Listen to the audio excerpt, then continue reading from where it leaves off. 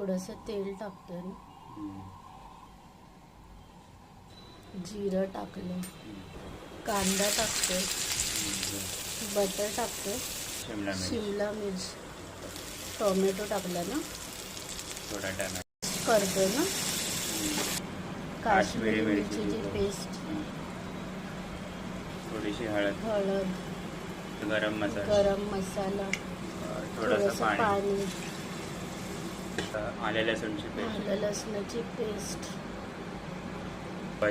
पावभाजी मसाला, butter टाकलं ना, थोडंसं कोथिंबीर टाकते ना. आता पाव कट करतोय, थोडंसं मीठ लावून घेऊया इकडे.